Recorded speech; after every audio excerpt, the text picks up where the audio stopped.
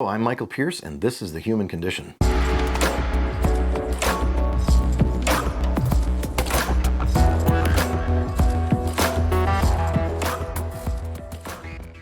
Today in our You Need to Know segment, we're talking about quick information for vegans and vegetarians. I have cared for patients that are vegan and vegetarian, that are mothers of children, and who are either pregnant or nursing, and they have asked how to be vegan and vegetarian of different types properly in order to ensure the health of themselves and their babies. Vegetarianism is generally not eating certain animal products, and it can vary from not eating this or not eating that. There are many, many divisions of vegetarianism, not eating this meat, not eating that meat, and not eating this or that dairy product. But very generally, the vegans are trying to not eat anything from an animal source, and that can get very difficult. So we tend to advise our vegan patients that, and I'm not biased against veganism. I advocate everything from healthy veganism to carnivore diet. And anybody can do that if they pay attention. So my belief is that there's a diet for you, and it's probably a combination of a bunch of diets. And I'm not going to tell you which one it is, but we'll figure it out together. Veganism can be done right if you work hard at it, but it involves tremendous amount of work. I am not vegan, although I've been vegan in the past. I have been vegetarian in the past, but I am no longer that way. My bias is away from veganism from a health perspective.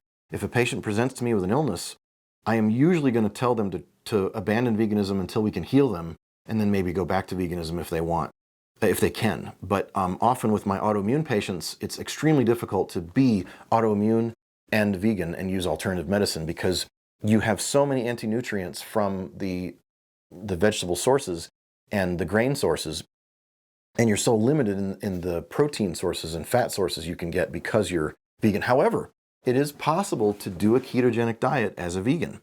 And I think that the biggest hope for a vegan who wants to be healthy is to try a vegan ketogenic diet, because there are lots of fats that are inexpensive and safe that are available for a vegan keto patient. So my advice, if you're hell-bent on being vegan, and I'm okay with that, if you're deciding that's what you want to be and you've got an autoimmune disease, consider vegan keto diets. The stabilization factor that you get on your sugar system and your insulin system and your immune system is incredible by being on keto, whether you're vegan or not.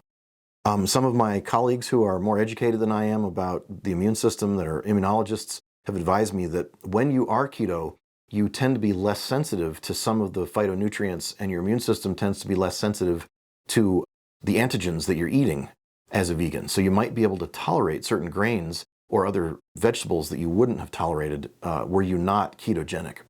If a person is vegan, they need to pay attention to their proteins.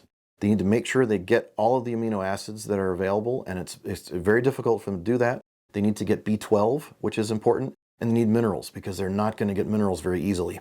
Vitamins are sometimes a problem, but generally it's mostly the B vitamins. B12 is the most common one, but that's the hardest one to get. And so a vegan needs to pay attention to their B12 levels. They can measure methylmalonic acid in their blood as an indirect marker of B12. They can measure C-peptide as a direct measure of their insulin, because there's a 1-to-1 ratio of C-peptide to insulin. Or they can have an insulin test too, but it's a little more expensive. And they can measure their proteins and their macros with a scale to make sure that they're getting enough protein, fat, and carbohydrates in their diet. You can use a website. There are many websites right now to calculate what your macros are for protein, fat, and carbohydrate grams per day. And most of the people that are a vegan will need to be below 25 grams of carbs a day, 25 or below.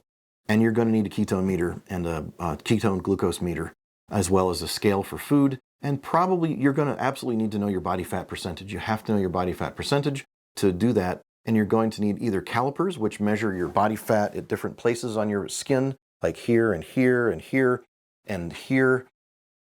Or you can use an electrical meter, which isn't terribly accurate. But if you do use an electrical meter to measure your impedance, the ones over the counter are about $35 for a scale that you stand on, and $35 for what looks like a steering wheel that you hold. If you do that method, you have to average both the upper body and the lower body. So you need to get the upper body device and hold it on your hands, which measures the electrical current and fat resistance through your upper body. And then the scale that you stand on will measure the fat and impedance in your lower body. So you have to average those and add them together and divide by 2 to come up with what your body fat percentage is. So you have to do both upper and lower body if you're going to do that. That's quick and dirty veganism. Thank you.